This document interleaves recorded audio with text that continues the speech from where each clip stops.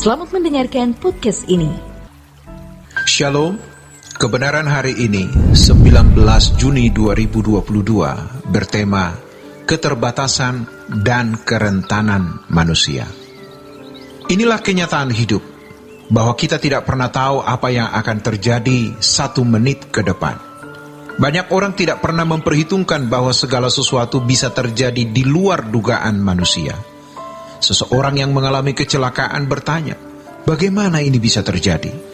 Atau ketika dokter berkata bahwa kita mengidap penyakit yang belum ada obatnya. Yang lain tidak pernah menduga kalau palu hakim berkata, Anda dikenakan hukuman seumur hidup. Tetapi inilah hidup. Kita tidak pernah tahu apa yang akan terjadi 1 menit ke depan. Mengutip apa yang dikatakan Tuhan Yesus di Injil Lukas pasal 17 ayat 26 sampai 29. Dan sama seperti terjadi pada zaman Nuh, demikian pula lah halnya kelak pada hari-hari anak manusia. Mereka makan dan minum, mereka kawin dan dikawinkan, sampai kepada hari Nuh masuk ke dalam bahtera. Lalu datanglah air bah dan membinasakan mereka semua. Demikian juga seperti yang terjadi di zaman Lot. Mereka makan dan minum, mereka membeli dan menjual, mereka menanam dan membangun. Tetapi pada hari Lot pergi keluar dari Sodom, turunlah hujan api dan hujan belerang dari langit dan membinasakan mereka semua. Oleh karena itu, tidak ada alasan bagi kita untuk sombong. Sadarlah bahwa kita adalah manusia yang sangat terbatas. Menyadari keterbatasan dan kerentanan manusia, maka kita harus sungguh-sungguh berurusan dan berperkara dengan Tuhan. Kesombongan seseorang berangkat dari sikap yang tidak merasa membutuhkan Allah, terutama mereka yang tidak memiliki masalah. Semua berjalan lancar. Kalaupun mereka punya banyak masalah, yang mereka butuhkan adalah pertolongan atau berkat Tuhan untuk mengatasi masalah, bukan pribadi Tuhan itu sendiri.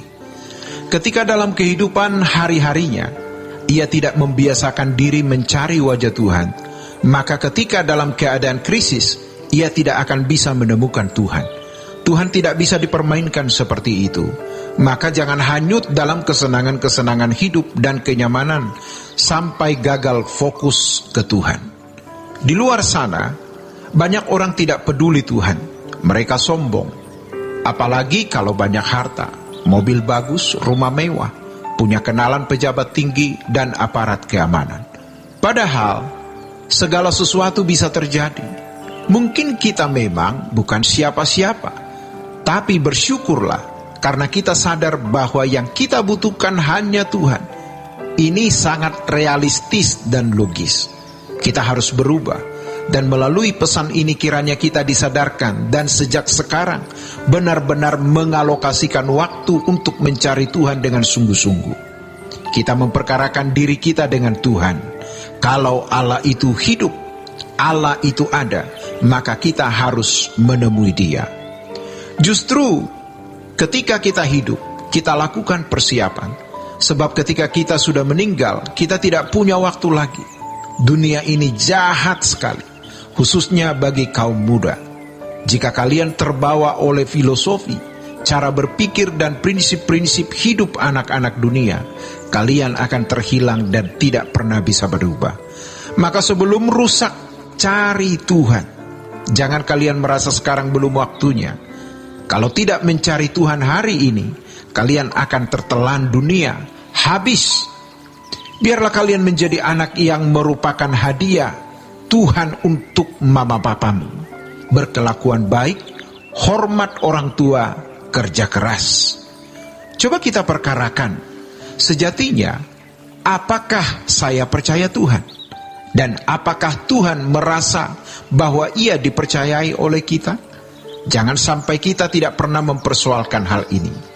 Sebagaimana kita juga punya pengalaman yang sama dengan seseorang, terutama ketika kita ingin berbisnis dengannya, maka perlu ada rasa saling percaya. Percaya bukan hanya keyakinan di dalam pikiran, melainkan suatu tindakan. Harus ada bukti dari percaya kita. Dan kalau kita percaya Tuhan, maka kita harus menuruti kehendak-Nya. Dengan kata lain, kalau kita percaya Tuhan, maka kita harus hidup sesuai apa yang Tuhan kehendaki, berkenan di hadapan Tuhan. Kalau tidak, berarti kita tidak atau belum percaya dengan benar. Jangan sampai ketika Tuhan datang atau kita meninggal dunia, kita masih belum atau tidak sanggup fokus mencari Allah. Sejatinya, inilah yang menggelisahkan, yaitu ketika kita belum bisa berpikir dalam orientasi berpikir kekekalan. Dimensi cara pandang kita masih dimensi cara pandang manusia pada umumnya.